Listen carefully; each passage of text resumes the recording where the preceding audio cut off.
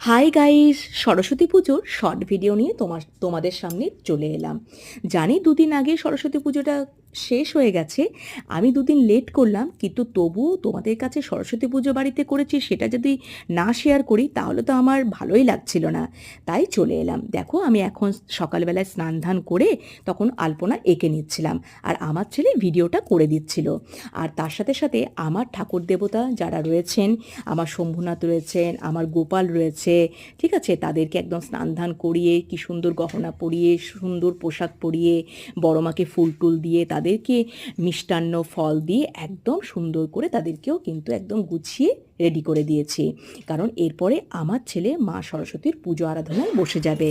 তো আমি কি করি, নয় পুরোহিত দেখে পুজো করাই, নয়তো আমি নিজেও পুজো করে নিই। কিন্তু এবছর যেহেতু আমার ছেলের পৈতে হয়ে গেছে, মানে 2024-এও যেহেতু পৈতে হয়ে গেছে, আর এই বছর 1 বছর পূর্ণ হবে, তাই ও বলল, মা আমি নিজেই কিন্তু পুজো করে নিতে পারবো, কোনো পুরোহিত ডাকার দরকার নেই। তাই দেখো, ও নিজের চেষ্টায় নিজের মতন করে মায়ের কাছে আরাধনা করছে।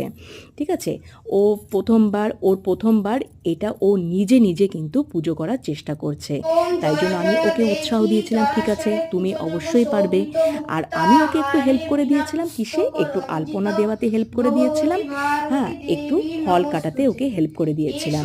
থালাতে দেখো খুব সুন্দরভাবে ফল কেটে নিয়েছি এবং খুব সুন্দরভাবে ফল মিষ্টি দিয়ে সাজিয়ে একদম মায়ের সামনে তুলে ধরেছি। তারপরে প্রদীপ ধূপ দিয়ে একদম মাকে আরাধনা মানে করেছি আর কি। যাই হোক না কেন, যেরকম পুজোতে যে যে জিনিসগুলো আর কি প্রয়োজনীয় বা যেগুলো লাগে সেভাবেই কিন্তু মাকে আরাধনা করার চেষ্টা করেছি। এখন আমার ছেলে সরস্বতী মায়ের একটা বই দেখে মন্ত্রপাঠ করে মাকে ফুল দিয়ে আরাধনা করার চেষ্টা করছে। ও ওর নিজের মতন করে পুজো করার চেষ্টা করেছে।